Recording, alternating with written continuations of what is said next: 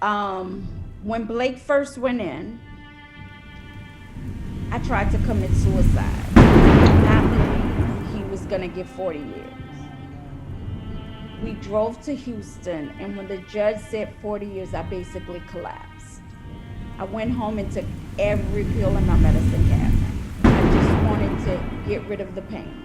I reached out to the attorney, like, you didn't prepare me for this. I still have the emails. And he said to me, don't call me again. I guess you're going to blame me for ineffective counsel of assistance. But I have my own guilt with this case. I literally still have these emails, and he was black. So my mom had just passed away. I'm going through a divorce, and I just didn't know what to do. I have my other 3 kids who were very young at the time. And I remember being rushed to the hospital. And this is crazy. The same room my mom died in, I was in that room.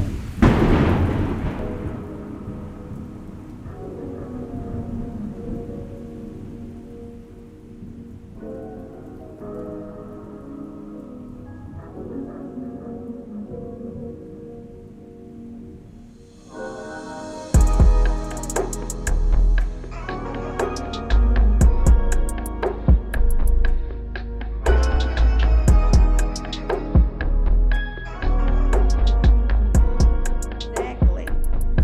And in our home, you had discipline.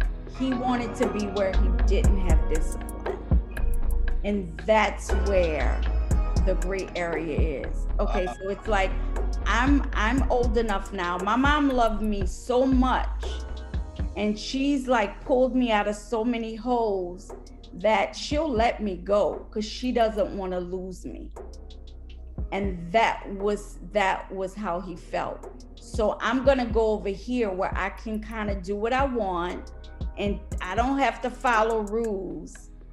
And my mom loves me that much. She's willing to take her hands off of me and put me in God's hands, and wherever the cards may fall, they fall. That brings me to the next question. I'm not discounting what you were saying about his father and his life that he's chosen. And I'm not discounting your commitment to him as your son and your love for him. As far as the gray area is concerned, do you feel that perhaps your love for him was a bit much, that it was because like one of the things I had to learn about my daughters was that, and God knows when it comes to us guys, when it comes to our girls, we go nuts for them. Yeah. We go nuts for our girls. But it comes to that point whereas you begin to, you may or may not overlook, and you begin to realize that your love can be somewhat smothering, Overpowering. can be a bit much. Absolutely. It becomes overprotective instead of Shelter. yes. It Yeah.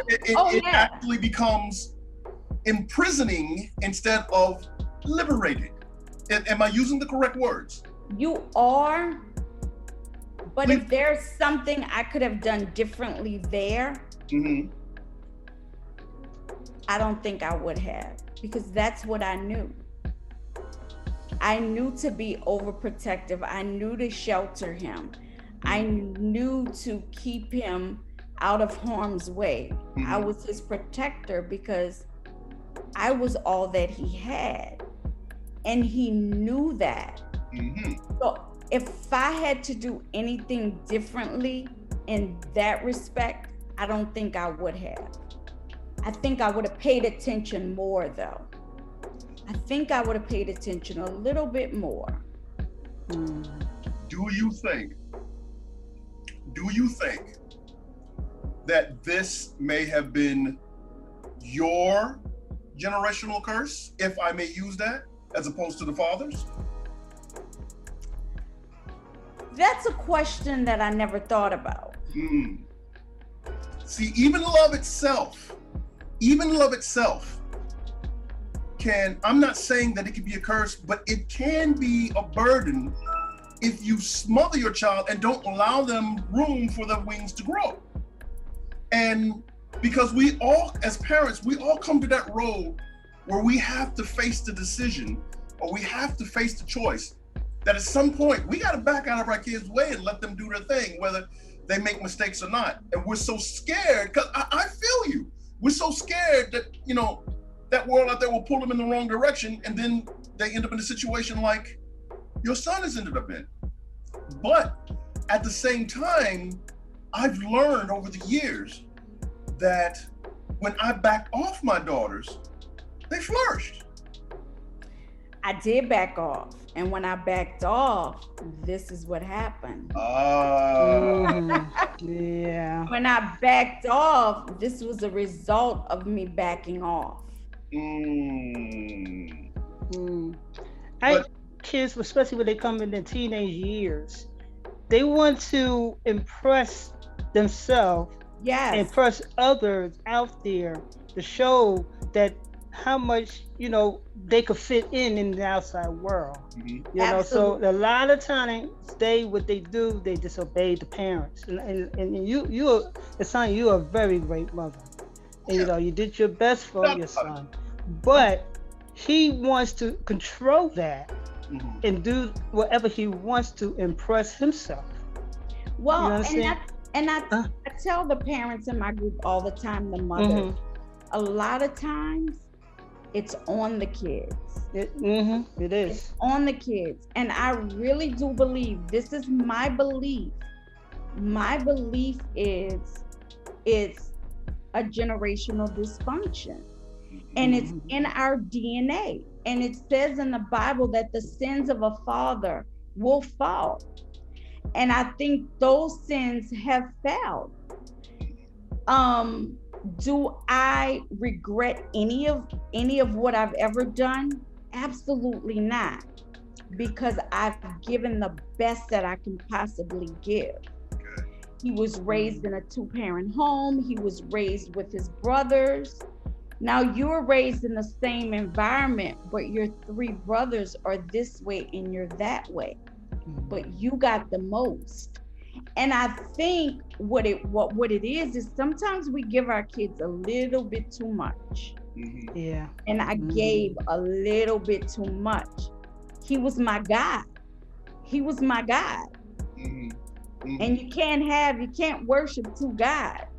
And I think that was where I went wrong.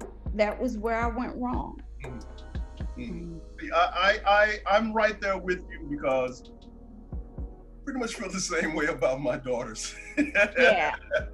You know, I think maybe our relationship became strained.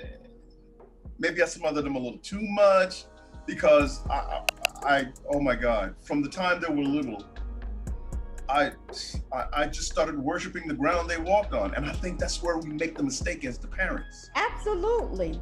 Because, you know, we want to have the best of everything for them, but we really don't have the best to give them. Yeah. As we think we do. Yeah. And you know, just listening to the story, maybe I was reading that book and all I could think about was your son and my 2 daughters. And I was like, wow. Now here, I gotta ask you this. What about your other children, Christopher, and what's the other one's name? Christopher, Bill, and Trey. How did they turn out? Christopher graduated from the Fashion Institute of Technology. He lives in New York City. Really? He's a fashion photographer and a filmmaker. So Christopher, as a matter of fact, he's en route to LA right now. So all the big agencies in New York, the modeling agencies Christopher shoots for. Yeah, so Christopher's 26. My son, Bill, 27, went to Tulane University, and he is a graphic designer. And then my 3-year-old, my baby, he'll be 24 next month. He's a professional gamer. So he flies around the country for EA Sports and he games. Wow. Yeah. Oh, so now, I've always taught them to the entrepreneurial spirit. Mm-hmm. Dream the painting and wake up and paint the dream. Mm-hmm. I've always told them that. And so they knew that I would stand behind them on anything that they wanted to do. 2 weeks before Blake left here, he shot a Nike commercial with Michael Jordan. So wow. he had a lot going on for himself, a lot. But the choices that he made, he thought a lot of these kids think they're indispensable. Well, if I get away with this, I'm gonna get away with it again. I'm gonna keep getting away with it until I can't get away with it anymore. And I teach a lot of the kids now that you're not indispensable. This was set up by design for our Black children.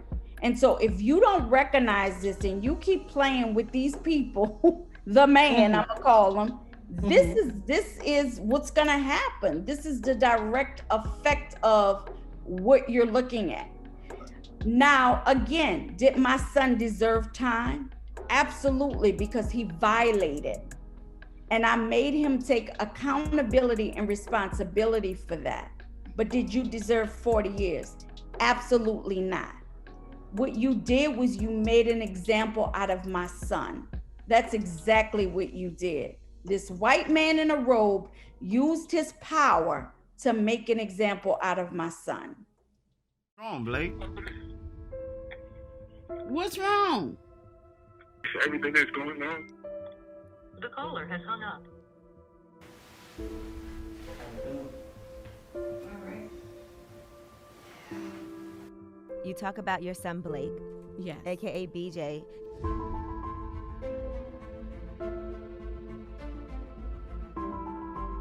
When the judge said, you will hereby serve 40 years in a state penitentiary, no, the Texas State Penitentiary, I collapsed.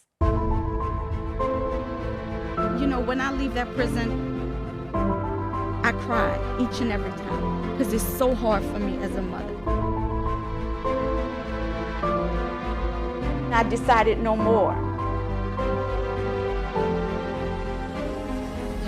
And this is Tasha Mills, Blake Smith's mother. The problem that I have is they had 12 people on the list that got killed last year in this prison, and her son's name wasn't on it. Oh my God. Why was that?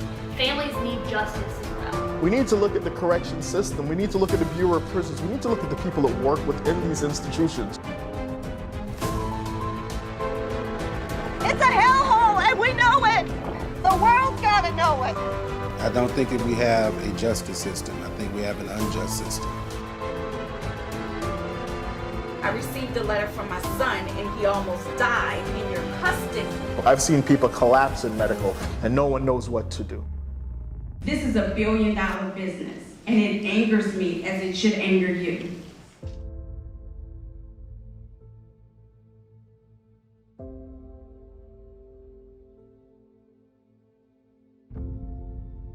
The more mothers that I speak to, I see it, and it's heartbreaking.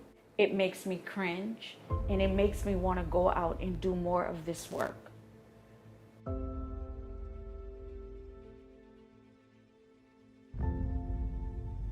We're gonna leave Huntsville and go back to Houston, Mississippi, which is only a 4-hour drive from here. And from Houston, Mississippi, we're gonna drive over to Austin, Texas, which is like a 15-hour drive. Tasha Mills, we all know, she started a revolution. She started a movement.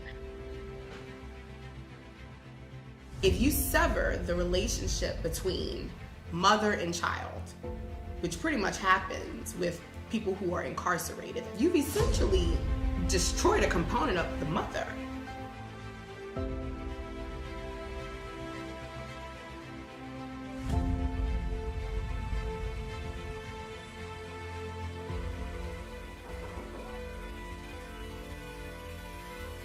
You may start the conversation now. Hey Blake, Mom is not doing good. Huh?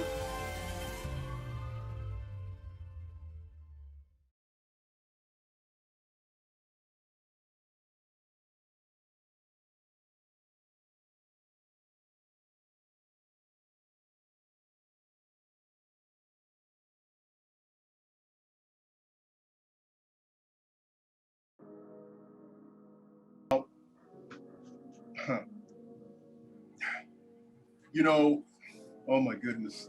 I mean, Jeanette, I'm thinking about James Ellis. I'm thinking about Leslie Voss. Mm-hmm.